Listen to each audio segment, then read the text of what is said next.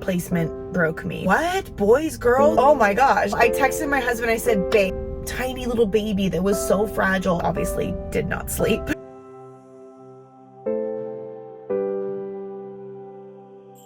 Hey friends, welcome to my story time. I'm Christy. I am a mom of 6, and this is the story of the very first day that I met my adopted twins 12 years ago. They were 5 weeks old. This is probably by far one of my favorite stories to tell, and I don't think I've ever told it yet, like describing what went on that day, my feelings, my thoughts, like the visuals, everything that went on. I actually recently told a couple of my friends this story, and they're like, how come you never shared this on your channel? People would love to know this story.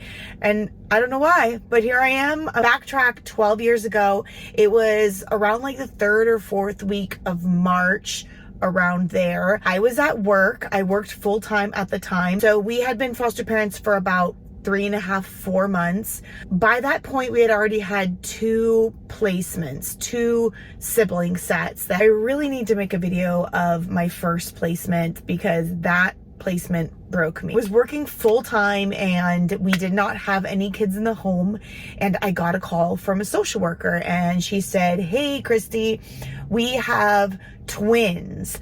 They are 5 years old and it's a boy and a girl. And I said, I can't take them because at the time, my husband and I were living in a townhouse that only had 2 rooms. And the rule of foster care in California at that time was that you could not have 2 of the same gender in the same room if they were 5 and older.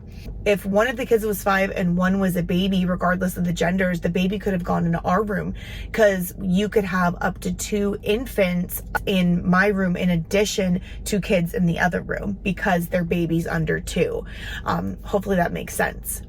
Funny story about that, I actually had an encounter with those twins, I think 3 or 4 years later, which that's a whole nother story. I need to start doing more story times because I have just so much to tell. Okay, so about 2.5, 3 hours go by and I was just like, I felt bad because when you say, well, me personally, when I say no to a placement, I think about it and I'm like, I wonder where those kids ended up. I wonder if they found a home. I wonder if they're still sitting at the assessment center, which I will tell you about the assessment center. Like, I wonder what happened to them, where they ended up. I always have that feeling. So I remember just being kind of like distracted at work, wondering about these kids. And then I got another call and they said, hey Christy, we have twins, 5. And then I stopped her. I was like, you guys already called me like 2.5 hours ago. And she's like, we did? I said, yeah, the 5-year-old boy girl twins. And she's like, oh no, these are 5-week-old twins. What? Boys, girls? They're like one of each, a boy and a girl. And I was like, 5 weeks? Oh my gosh. Like, I've never had an infant before. Fast forward 8, 9 years later, we ended up having like 7 infants directly, discharged to us from the hospital. But at the time, I had not had an infant yet. So I was like, 2? Oh my gosh. I need to call my husband. I remember calling him. He didn't pick up. And then I texted him. I said, babe, 5-week-old infant twins. And he said, no. In big capital letters, he was like, no, we can't do it. We can't handle it. And I was like, but they're babies. I want to love on some babies. And he's like, no, we can't do it. I work full-time. You work full-time. We can't do it. The previous kids that we had, we ended up putting them in daycare because we both worked and it worked out fine. I'll tell you that whole story later, but we just couldn't do it. And I was like, I called her back and I said, I don't think we can do it. And she said, you know what? This is going to be a hard placement to place. And she could sense the hesitation in my voice. She said, just think about it. And I was like, what is there to think about? I already want these babies. And so I texted my husband. I said, babe, can we just take them for the weekend? Because it was like a Thursday. I believe it was a Thursday when I got this call, and I planned on taking off Friday to kind of be with them and get them situated, get formula for them and figure out like a setup with the bassinets and things. And then we just take them for the weekend, okay? Like as an emergency placement, they just need someone to come get them right now, and let's just take them for the weekend, and then hopefully they'll find a more permanent situation. The social worker kind of hinted that it may be more of a long-term, if not forever type of placement, and we were definitely not ready to commit to that. So I said, babe, let's just keep them for the weekend until they can find, you know, a more permanent, long-term type of arrangement. But babies need to be picked up right now. So let's take one for the team. Let's help out these social workers. Let's just go get them and then take them for the weekend, and then we'll figure it out from there. And he said, okay, we'll take them for the weekend. Okay. Little did I know that that would be the start of literally my entire life. Like, those sweet 5-week-old babies that were only 1 and 2 pounds when they were born, 4 and 5 pounds when they were placed with us, are now big, grown, taller than me, 12-year-olds playing volleyball and on the tackle field being like beast mode. So it's just crazy. You never know where life is going to take you. If I did not say yes to that placement, like, I don't know what my life would be. Like, my life is my children, and it started with my twins, my oldest ones. So it's just, anyways, more with the story. We had one infant car seat, and we had like a toddler booster type of back situation, just in case we wanted to, we got a sibling set, or if we got a baby, if we got older one, we wanted to be completely prepared. So we never thought in a million years we'd get infant twins. I ended up telling my boss the situation. I left work early. I went straight to Walmart. I bought another car seat. I bought a couple blankets because I just didn't know. I grabbed a couple things. I went home. My husband came home, and I was like, we're really doing this, okay? So we got another call from the social worker saying that the boy was actually at the assessment center, that he had been discharged beforehand, and he was waiting for us to get him at the assessment center. So let me explain to you what an assessment center is. And I was kind of hesitant to do this because I don't know. Okay, so I think it's okay to share about what the assessment center is, because I'm obviously not giving a location, okay? So an assessment center is like a safe place where when a child is removed and they don't automatically go to a family member, they go to the assessment center. There are some scenarios where a child will be picked up by a social worker or a police officer and taken directly to the hospital if there's like extreme abuse or neglect, and they feel like they need to be checked out by like a hospital or a doctor. But most cases, the child will go to the assessment center. Now, the assessment center is kind of like an intake place.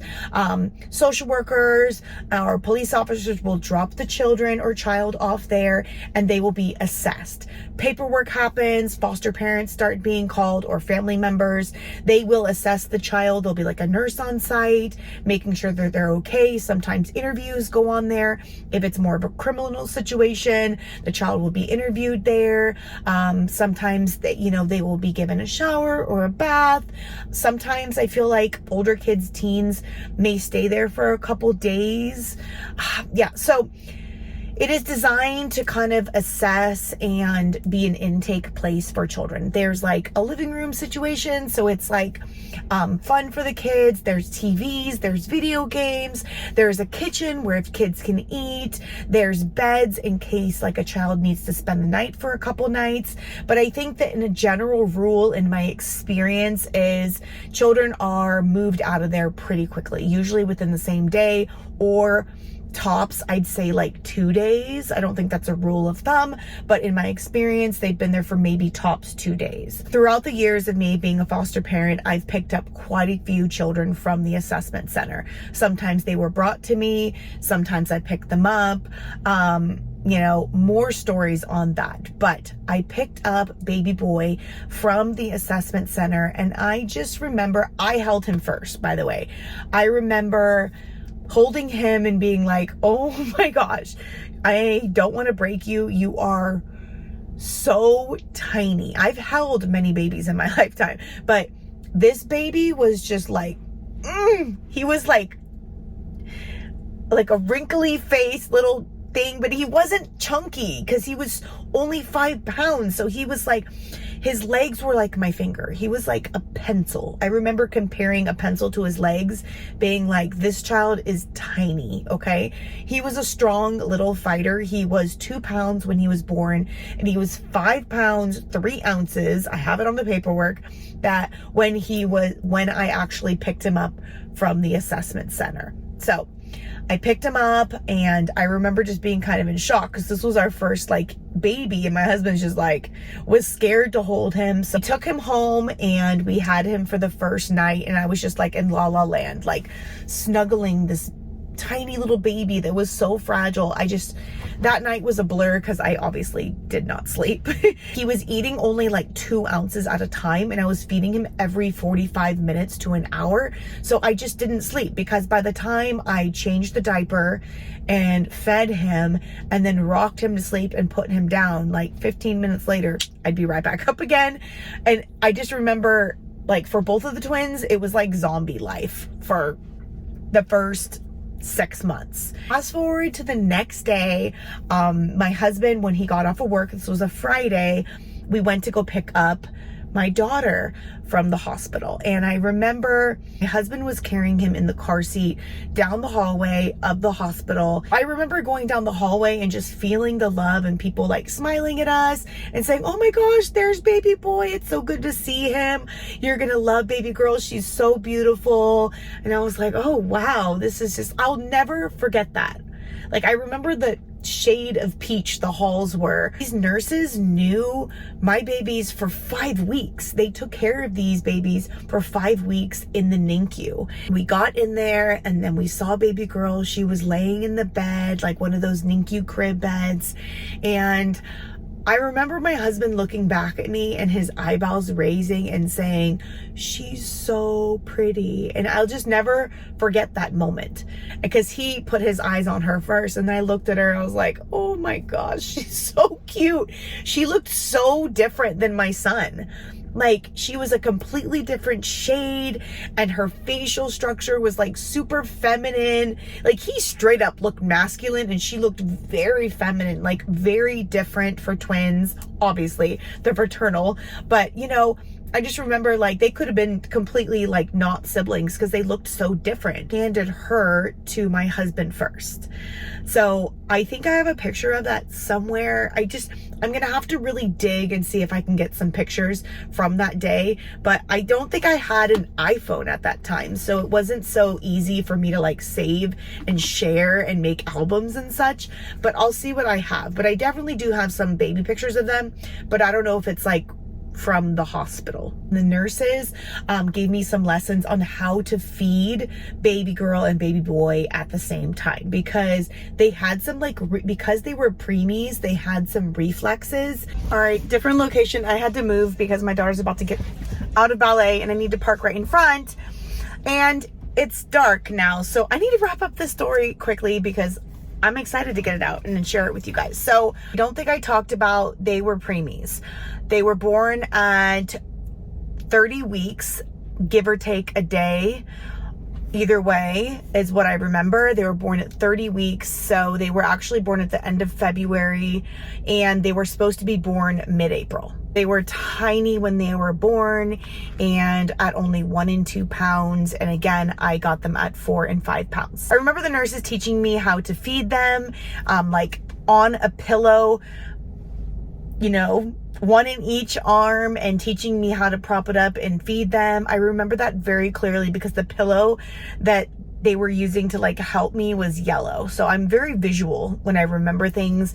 There was so many cords everywhere because they had little monitors hooked up all over her body. Although this was like a very scary, unknown time, because first of all, I didn't want to fall in love with these babies. I did not think they were going to be staying forever. They were tiny, and I had to take a break from work, and it was just a lot going on. And the fact that, you know, my husband couldn't stay home and help me. From that moment on, I was a full-time mom to preemie twins. I was just thrown into it. They were my very first babies. I had no time to prepare, and I had Family members helped me with like some clothes and some blankets. I remember going onto Facebook Marketplace and buying some like used clothes from people in the neighborhood. There was like a closet at my foster care agency.